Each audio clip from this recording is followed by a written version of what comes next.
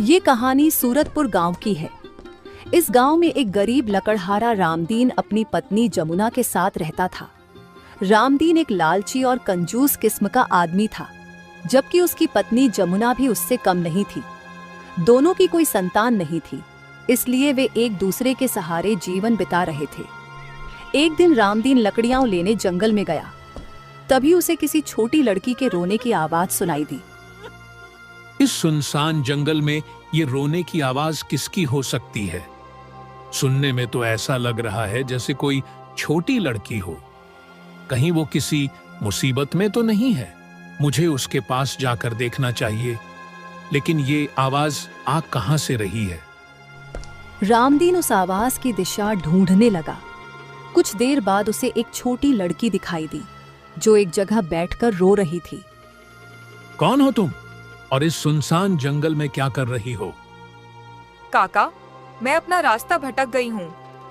अच्छा, तो ये बता तू कहां से आई है? मैं तुझे तेरे घर छोड़ दूंगा। रामदीन के मुंह से घर की बात सुनकर राधा डर गई, जैसे वह अपने घर नहीं जाना चाहती थी। इसी कारण उसने बहाना बना दिया। काका, मुझे अपने घर के बारे में कुछ नहीं पता। क्या आप मुझे अपने साथ ले चलोगे? नहीं नहीं, मैं तुझे अपने साथ क्यों ले जाऊं? एक तो मैं पहले से ही गरीब हूं, ऊपर से तेरा खर्चा कौन उठाएगा? चल, अब मैं जा रहा हूं। मुझे लकड़ियां काटनी हैं। रामदीन को जाता देखकर राधा उसके पीछे आकर रोते हुए बोलने लगी। काका, मुझे इस जंगल में मत छोड़ो। मैं अकेली कहाँ जाऊंगी? मुझे अपने साथ ले चलो। देख लड़की, मेरे पीछे आना बंद कर दे। मैंने कहा ना, मैं तुझे अपने घर नहीं ले जा सकता। इस बार रामदीन की बातों में गुस्सा साफ झलक रहा था। उसे देखकर राधा डर गई। इसके बाद वह चुपचाप एक जगह रुक गई। रामदीन जंगल से लकड़ियां लेकर घर की तरफ जाने लगा, लेकिन तभी बीच रास्ते में उसका पैर एक पत्थर से टकरा गया। मेरा पैर। लगता है मेरे पैर में ज्यादा चोट लग गई है। अब मैं घर कैसे जाऊंगा? रामदीन की कराह सुनकर राधा उसके पास आ गई। क्या आप ठीक तो है ना? आपको ज्यादा चोट तो नहीं लगी? पता नहीं किसने ये पत्थर रास्ते में रख दिया था। इतनी जोर से लगा है कि मेरा पैर भी नहीं उठ रहा। काका, आप चिंता मत करो। मैं आपकी लकड़ियां आपके घर पहुंचा दूंगी। आप उठने की कोशिश करो। क्या सच में तू मेरी लकड़ियां घर तक पहुंचा देगी? हाँ काका, अब आप धीरे धीरे उठने की कोशिश करो। राधा लकड़ियां सिर पर उठा लेती है और रामदीन को सहारा देते हुए उसके घर पहुंच जाती है। जब जमुना ने घर के बाहर रामदीन को इस हाल में देखा, तो वह परेशान होकर बोली, ये आपको क्या हो गया जी? आप ठीक तो हो ना? अरे क्या बताऊं जमुना, रास्ते में एक पत्थर से टकराने पर मेरे पैर में चोट लग गई। वो तो ये लड़की लकड़ियां उठाकर घर तक ले आई, वरना मुझसे तो चला भी नहीं जा रहा था। हाँ ठीक है। सुन लड़की, अब तू ये लकड़ियां यहीं रख दे और अपने घर चली जा। इतना सुनकर राधा लकड़ियां रखकर आगे जाने लगी। तभी जमुना की नजर राधा की एक चीज पर पड़ी, जिसके बाद उसके व्यवहार में बदलाव आ गया। अरे सुन लड़की, तेरा नाम क्या है और तू कहाँ से आई है? तेरे माँ बाप कौन है? काकी, मैं राधा हूँ। जंगल में भटक गई थी। मुझे अपने घर का पता भी नहीं मालूम। मेरे माँ बाप तो इस दुनिया में नहीं रहे। चल कोई बात नहीं, तू हमारे यहाँ रह ले। लड़की जात है, आखिर ऐसे अकेली कहाँ भटकेगी? ये क्या बोल रही है जमुना? तुझे पता भी है, मेरी कमाई से हम 2 वक्त के खाने का इंतजाम भी बड़ी मुश्किल से कर पाते हैं। नहीं नहीं, हम इसे अपने साथ नहीं रख सकते।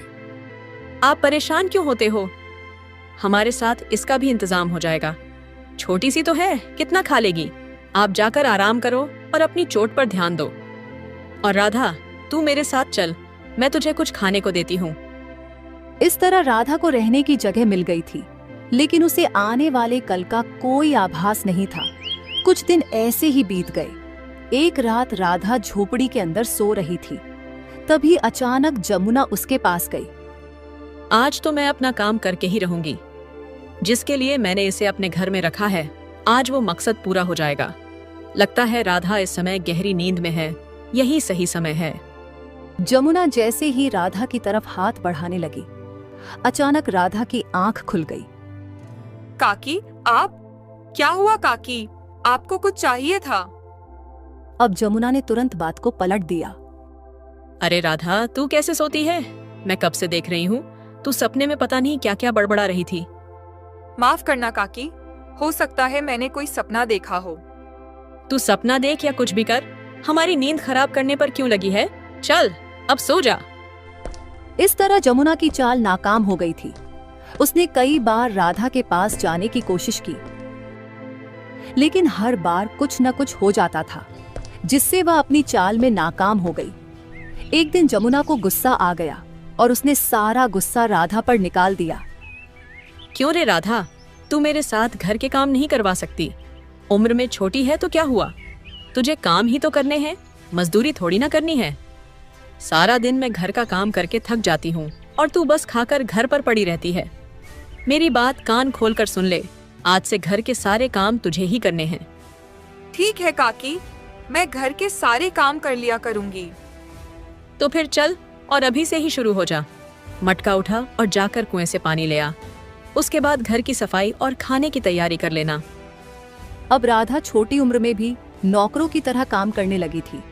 समय के साथ जब जमुना को पैसों का लालच हुआ, तो उसने सोचा क्यों न राधा को काम पर लगा दिया जाए। अगले ही दिन वह राधा को लेकर गांव के जमींदार के पास पहुंच गई। अरे जमुना, तुम यहाँ कैसे? क्या बात है? पैसों की कमी आ गई है क्या? नहीं मालिक, बस काम की जरूरत थी। अगर आपके खेतों पर काम मिल जाता तो हम भी 2 वक्त की रोटी के साथ गुजारा कर लेते। अच्छा, तो तुम अब काम करेगी? नहीं मालिक, मैं नहीं। ये लड़की आपके यहाँ काम करेगी।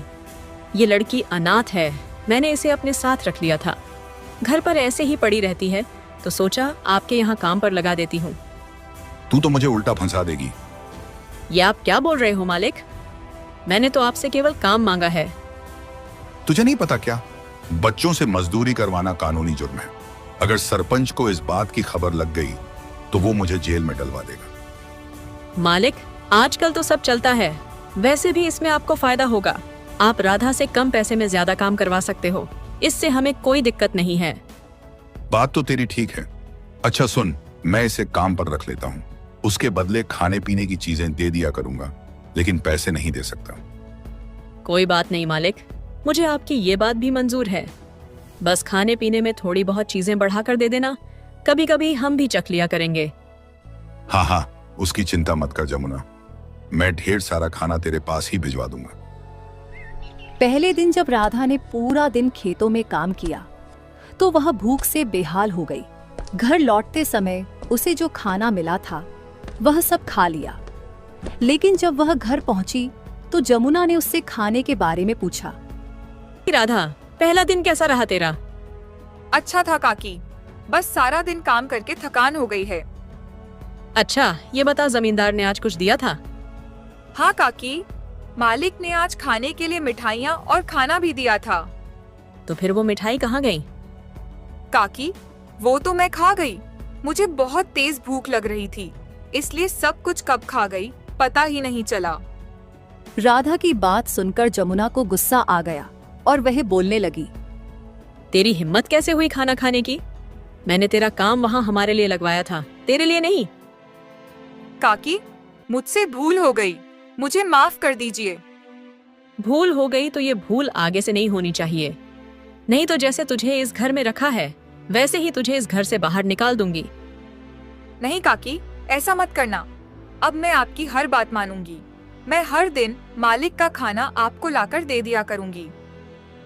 एक दिन रात के समय फिर से जमुना ने राधा के करीब जाने की कोशिश की।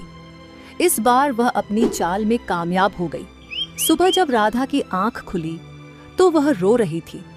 उसे रोता देखकर जमुना उसके पास गई और बात छिपाते हुए बोली।